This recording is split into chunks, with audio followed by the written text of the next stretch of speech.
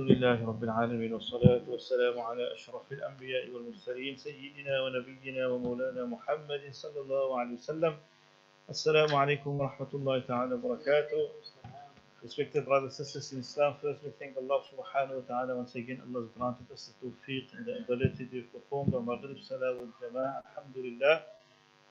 The hadith of Rasul sallallahu alaihi wasallam reminding us of the importance and the virtue of the time that we are in the Ayyam al-Tashriq. Where Rasul sallallahu alaihi wasallam says in the narration that Ayyam al-Tashriq, Ayyam al-Akl wa shurb wa dhikrillah. That Ayyam al-Tashriq, these 3 days after Eid, the Tuesday, Wednesday and Thursday, these are the days of Tashriq. And Rasul sallallahu alaihi wasallam says these are days of eating, it's days of drinking, meaning we are not allowed to fast in it. And also it is the days where we should increase in the dhikr of Allah subhanahu wa ta'ala. These are great days that sometimes we become unmindful of it. So these 3 days until Thursday, Rasul sallallahu alaihi wasallam says that make excessive dhikr in it.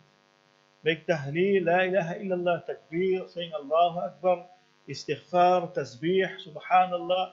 All of these are beloved adhkar to Allah subhanahu wa ta'ala.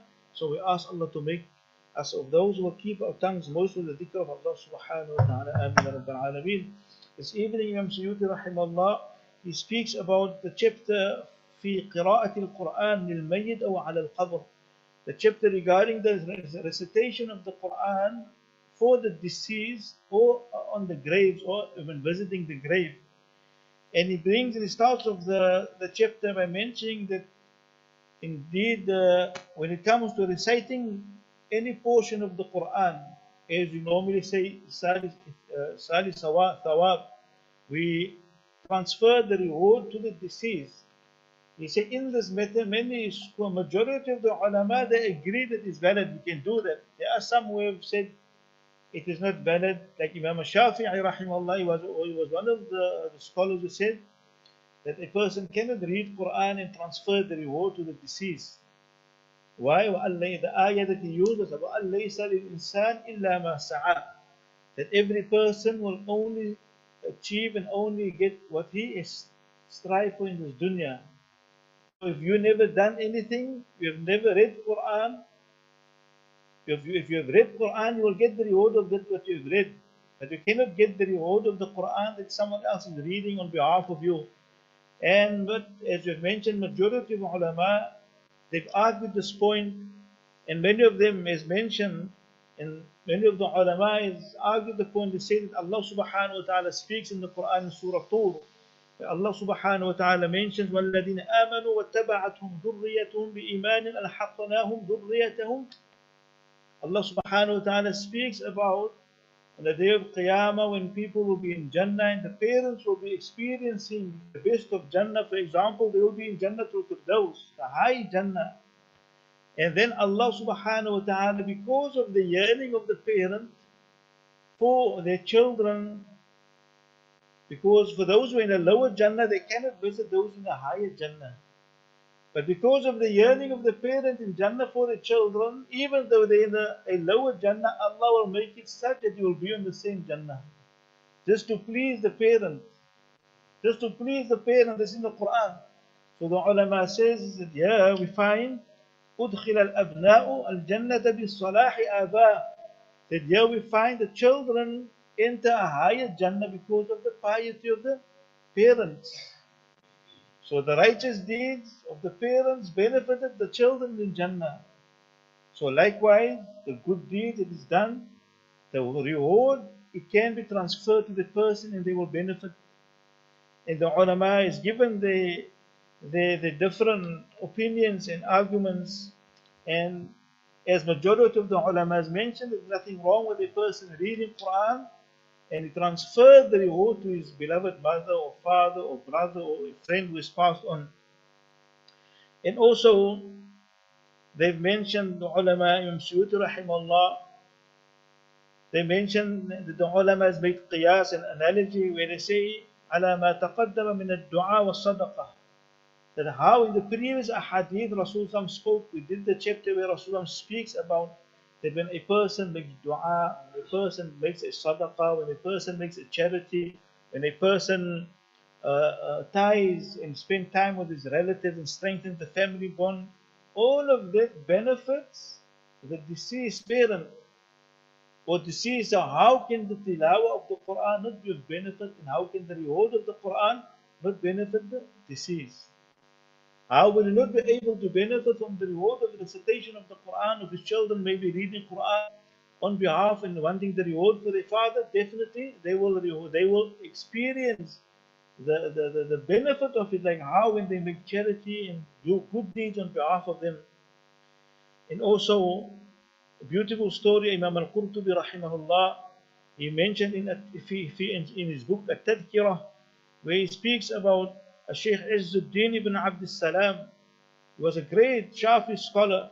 One of the fatwa that he gave is that it is not that the reward does not go to the deceased. That when those read Quran, we cannot transfer the reward to the deceased.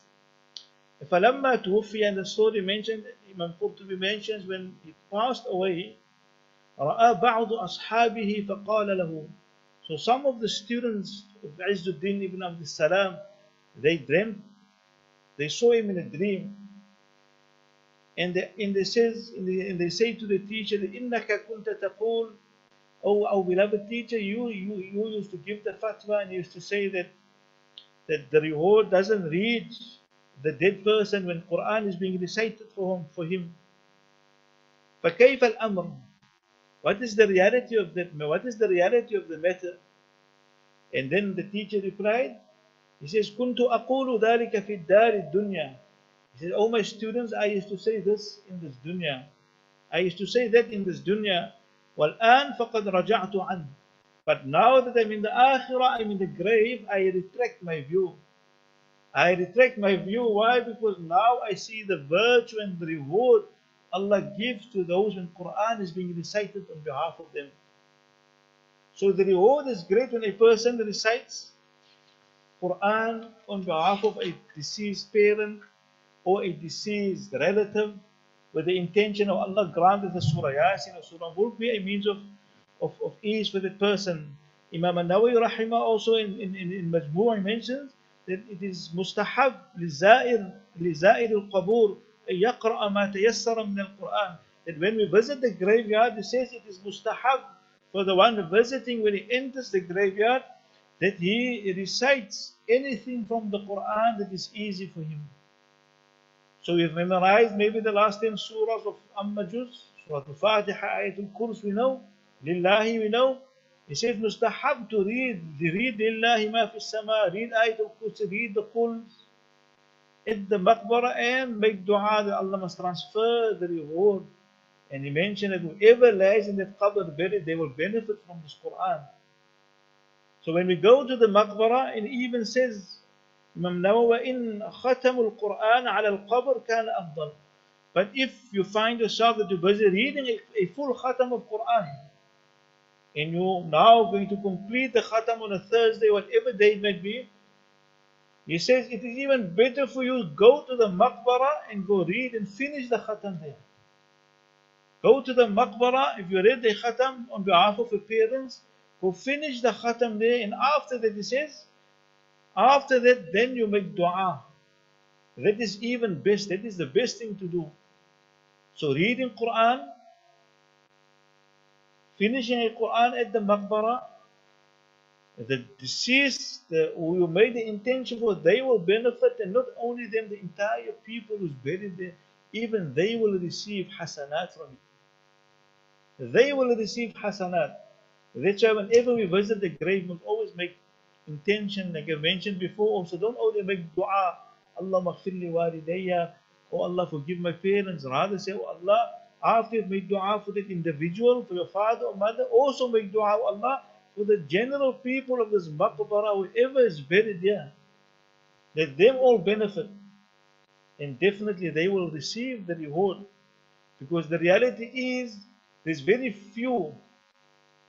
You know, when you go to the, when you feed the hungry people, imagine just giving one person food, and then you carry on walking. Every week you come and just give one person out of the lot, you give the same person a parcel of food. How does the others feel? Likewise, when you go to the maqbarah, don't only give to those who are close to you. Make the intention that every person laying there, make dua for them and they will benefit from it.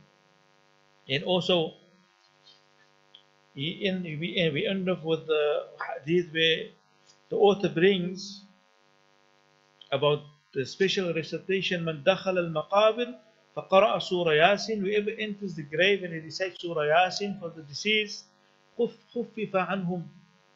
It will be made easy for them. Whatever is afflicting them, whatever might be with them of the adab of the qabr, Allah will take it away from them because of the barakah of surah Yasin.